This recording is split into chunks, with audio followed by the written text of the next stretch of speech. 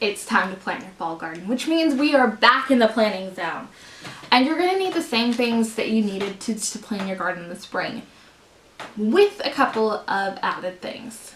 The most important thing when you're planting a fall garden is knowing how much time you have from right now as frost. So the way you find out is you can look online for a zone guide. You can Google your zip code and then first frost. And that's going to give you a really good idea of when you're going to expect your first frost. Now, the ideal time to start planting your fall garden is when it's still hot and your garden is still in full force. This means that you're going to be looking at seed catalogs, you're going to be ideally finding things that do well in your climate for your fall garden.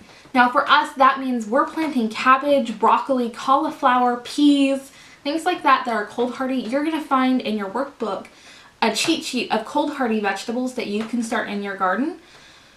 Again, it is most important that you figure out when your frost is. There's a date on the back of your package, and it's really important that you know that date, because that is how long that variety takes from planting it in your garden to harvest to mature. Now, that time period needs to fit with slack in that time you have before your first frost. Now, things like broccoli or cabbage, or not cabbage, broccoli or cauliflower you can use things like a frost blanket or a row cover to cover it and continue growing it throughout the season. And this is often what we'll do because we tend to have pretty mild winters, which means with a bit of cover, we can continue growing cold hardy plants through the winter. Things like lettuce, kale, peas, spinach, things, as long as they're covered, they're going to be fine. Now, another important factor of planting your fall garden is knowing when you need to start those and how to space them out, because you're not going to want something like carrots coming in all at once necessarily. You want it to spread out. So when are you going to need to repeat that sowing of plants? So a good way to plan out how you're going to plant things is taking that last frost date and then counting back every couple of weeks, like every 2 weeks. That's when you're going to want to plant another one. Things like radish or carrots, so that you've got a succession of plants and not just one harvest and done. Now, remember, you don't want to plan your harvest up to that last day. You want some wiggle room. Plan things to be ripe about a week or 2 weeks ahead of that frost date, because truthfully, they don't know what your weather is going to do.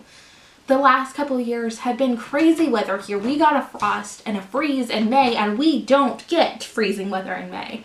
We had our whole garden planted. It does not happen. So make sure you're giving yourself some wiggle room when it comes to your fall garden and when things are going to be harvested, because there's nothing worse than having it almost ready to harvest and then losing it all to a freeze.